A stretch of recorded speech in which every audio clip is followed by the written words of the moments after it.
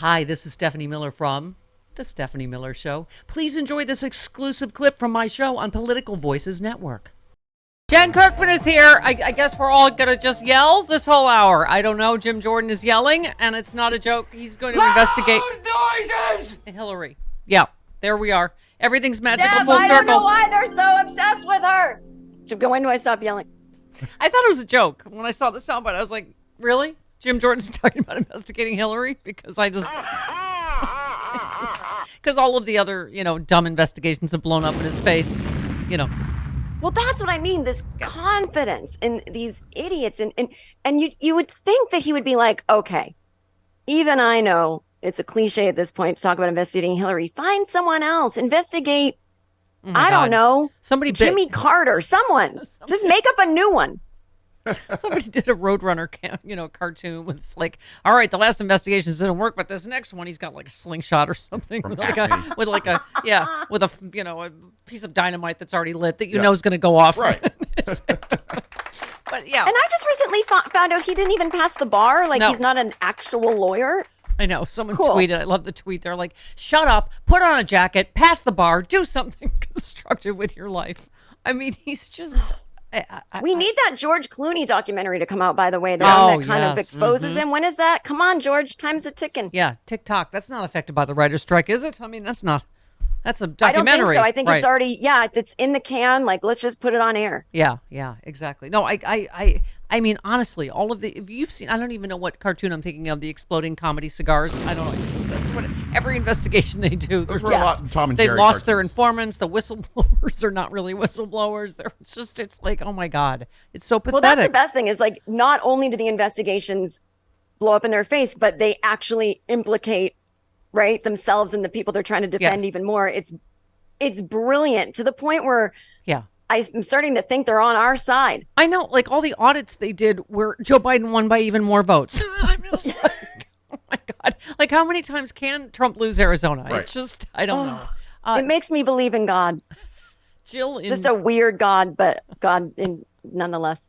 Jill in New York on our favorite subject, locking Trump up. Hello, Jill. You're on with Jen. Hi. Hi. I was really just meaning to pass on information. I'm not super comfortable being on air because I'm a weirdly private person.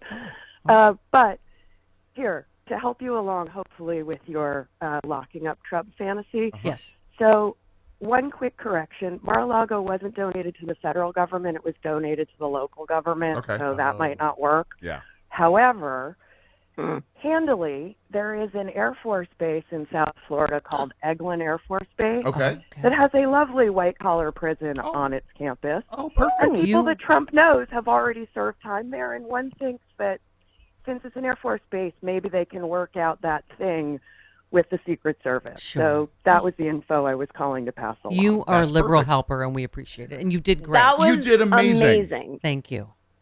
I'm honored for the title. You guys have a great day. Keep entertaining us. All right. And Jen Kirkman, put out where people are protesting, and we'll get some food sent over to you.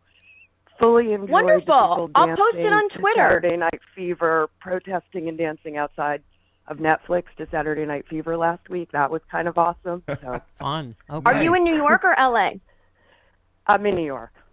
Oh, great. Okay, yeah. I was at that protest. I will post That's why on I'm Twitter. You can mentioning it. follow me there Were and you? find out Okay. where we're going to be. I cut through the line to go to the Chase Bank there. Anyway, you Aw, guys keep thanks, doing Jill. what you're That's doing. okay. Thanks for everything. All right. Thank you, Bye. Jill. All right. Bye-bye. Jill, you're going to be responsible for needing to put all the writers on a weight loss program after all the food you get delivered, including Flavor we're Flav walking pizza. like But yeah, they're walking. 5 hours a day. We don't need it. They're walking. Yeah, We're walking here. I pass by Paramount every single day. Oh. Yep, they're Yeah. Yep, we've hung through them. big pickets out Yeah. there. Pet 'em out. Do you beep? Do you beep, Chris? I Do you do. beep? I do. Yeah. Good. That was where my late night show was filmed, my ill-fated late night show. Yeah. I walked past your studio actually. Yeah. Did I ever tell you that story, John? Yeah, this is a very sad story. Right after my show was canceled, I went back to, auditioning to be the fourth banana on a sitcom, along with 6 billion other, actresses in Hollywood. And so I was standing in a line at Paramount because that's where the audition was with my sides, my... Jen, are you aware what sides are? They're They're little lines. parts of a script that you audition right. with. Yes. Yes, and they were doing a tour of Paramount in the golf cart full of people, and someone went, "Oh, that's Stephanie Miller from the Late Night Show," and then they stopped the cart, and like I was like a cattle call. Yeah, I was like a display on the and then I just was like, "Shut up and move along." I got audition for but this I think part. I would have felt the same way back then, but now when I look at stuff like that, it's like, how many people can say you got recognized on a tour? Right. That's so exciting. It's And not then like in he a cattle shouted, call to play fourth banana on a but they don't know that. They think sitcom you're on the lot WB. Because you're important. They don't think know you're on the that. lot because you're He important. doesn't go, "Oh, there's a loser auditioning. She's never going to get it." He didn't say that. I inadvertently became a site on the sightseeing tour. They're like, "Oh, I that think- loser just got her late night show canceled." That one right there. That's a humble brag what you're doing. Yeah. Oh. To me, it feels more like Sally Field at the mall in Soap. Yeah, well, right. And but if I'd had someone say, "Hey, that's Stephanie Miller." But no. You dish. He didn't say her canceled late night show. This is Steph's sad story. One time I had a late night show and it was canceled, and then I was on a lot and someone recognized me. Can you imagine anything worse? Shut up. Shut up. Why do we book her? I don't understand. The struggle is real, Jen. The struggle is real. It is. You know what? I'm going to need a smaller violin, Chris. Okay. And then I went on, it gets worse. I went on to have a decades-long hit radio show, being one of the only women to do this. And it just, when am I going to get my shit chance? You know what? You're bitter because you're on strike and you're not working and you're taking it out on me. It's true. I'd love you to have a late night show. I hope you would let me be like one of those permanent guests or let me be a writer. You'd be so good at it. Arnold Schwarzenegger can get a new action series. Why can't I get a show? I'm 1,000. Who cares? Hi, Mike in Michigan. You're on with Jen Kirkman. Yeah, hey, the trouble with Trump going to prison would be like a mob boss going there, like in Goodfellas. Remember the Goodfellas when Paulie's in prison and they're cutting, and making stew and everything. But at least he'd be behind bars, that'd be nice. Yeah. But you could substitute the different guys that are going to be there because there's bound to be, besides Paul Manafort and, Yes. I think Manafort still in jail? I don't know. Well, yes, exactly. He'll have friends. I mean, maybe other people. Yeah, where is Paul Manafort? Rudy will be there. Oh. Hey, I do want to bring up something that this guy mentioned, that if Trump goes to prison, the other argument people always say is we can't let someone who has all the, secrets in prison because they'll try to sell them for currency. And I'm like, first of all, he's already doing that. Right. That's why he's going to prison. Yeah, and like, what's the prisoner in prison going to do with that info? Like, I just don't think that argument doesn't sway me. Can you trade it for cigarettes? I don't know. Do you think anyone would care? They'd be like, I'm looking for, yeah.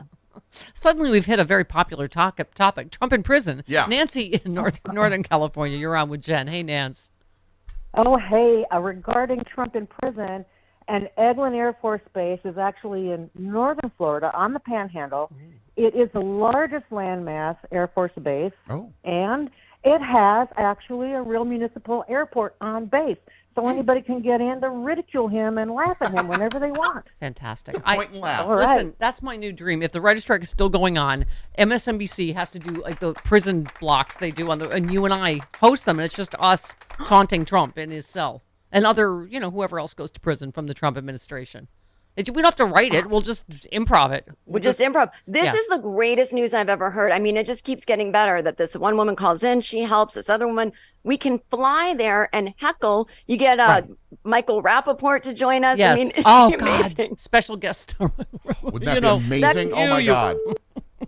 Oh, my that God. guy that dresses that looks like Santa Claus and holds signs. I mean, we could have a ball. That was the best heckle ever. His heckle of Marjorie Taylor Greene. You and I have heard some heckling in our comedy careers, but oh my God, you filthy animal, get out of here, you racist pig, get out of here. It was just so the New York accent was like so thick that it was fantastic. Oh, I miss you guys, but I do love being in New York because I do love the people and I love that accent. Yeah. There's been yet another statement from the bassinet of the 45th president. Oh, it's a Steph impression. Hooray! This is all about election interference. A poll just came out. I'm way up on Biden in the general election. No, you're not. all the new polls have you. Okay, never mind. What that means is the radical left Democrats will step up their fake investigations on me because now they see they can't win at the ballot box. Trump-hating special prosecutor Jack Smith, whose family and friends are big-time Trump haters, will be working overtime on this treasonous quest. They are scoundrels and cheats. This is all about election interference. I hope Republicans in Congress are watching. Wow. Harry Litman is right. You'd have to kind of check baby's diaper to see what's happening, because I think the documents case is next based on his screechiness, don't you think? I love when he accidentally gives us a preview of something he's clearly been warned about. Like, it's just scoundrels. Good word, Trump. I was thinking, hey, someone told him that word. Baby doesn't know that word. That's not in his 6-word vocabulary. No.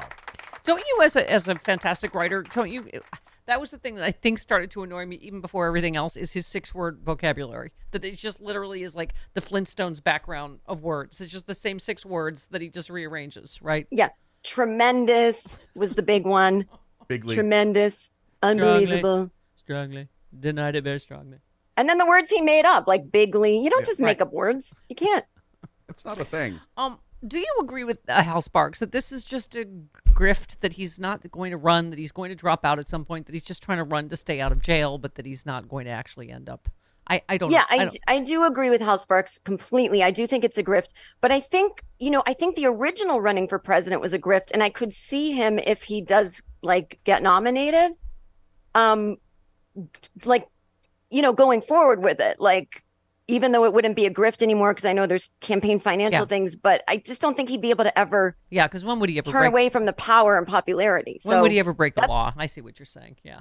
He's a dangerous grifter, because some people just want to grift for the money and then they'll peace out when it's done. But he'll end up president again if we don't stop him. So I don't rest easy going, oh, it's just a grift. I go, it's a grift that could go awry again. Yeah. Well, this one I just saved because I love the wheel of grifters. So the pillow guy, Mike Pillow. Sure. Yeah. Did you see this last week? He asked the public to buy stock in his business, Lindell TV, to gain back the millions he spent trying to overturn the election. This is what happens. Trump raised money off getting convicted in the E. Jean Carroll case. It's a grift. Right. Yes, exactly. Mike Lindell announces that he has spent over $40 million trying to overturn the election. He needs your help. So he's going to allow people to buy stock. In Lindell TV. He said, I want every person out there to have a little piece of the pie. Oh my God. These are the biggest. That going to devalue his company? I don't. Okay. A piece of the pie that's going to fail because all your pies have failed? Right. Oh, you know what he needs is the money to pay the guy that took his bet where he said, prove me wrong. And the guy's like, okay. And so he owes that guy, right? $5 million. What's his name? Software developer Robert Zeidman, who sued him for the false election claims. They examined Lindell's data and concluded that not only did it not prove voter fraud, it also had no connection to the 2020 election. Whatever the data is that Mike Pillow kept saying he has in his pillowcase was not even okay. I don't know what was it if it wasn't connected to the election. Well, what is it? Is it like packing peanuts? I don't know. Okay. It was just reams and reams of data. Anyway, Jen, my point is you can buy stock right now. Yeah, I'm actually buying it now as we speak. I've been Googling it because, I have a lot of money to spare right now, not working. And I feel like I need to invest in my future. If this strike is going to go on for a long time, I better buy stock in something that's going to make me rich.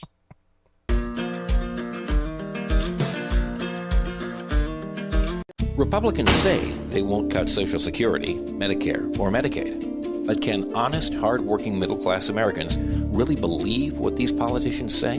Republicans said they wouldn't overturn Roe v. Wade. Here's what Supreme Court Justices Gorsuch, Kavanaugh, and Coney Barrett said during their Senate confirmation hearings. Roe v. Wade, it is a precedent of the United States Supreme Court. A good judge will consider it as precedent of the United States Supreme Court. Roe v. Wade. It's settled as a precedent of the Supreme Court. Roe is not a super precedent, but that doesn't mean that Roe should be overruled.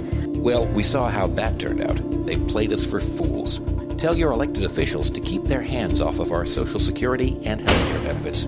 Fool me once. Let Majority Rule was responsible for this message. LetMajorityRule.org is a project of the Marvin Lucas Super PAC, which is responsible for and paid for this ad and is not affiliated with or authorized by any political campaign or candidate or candidates committee.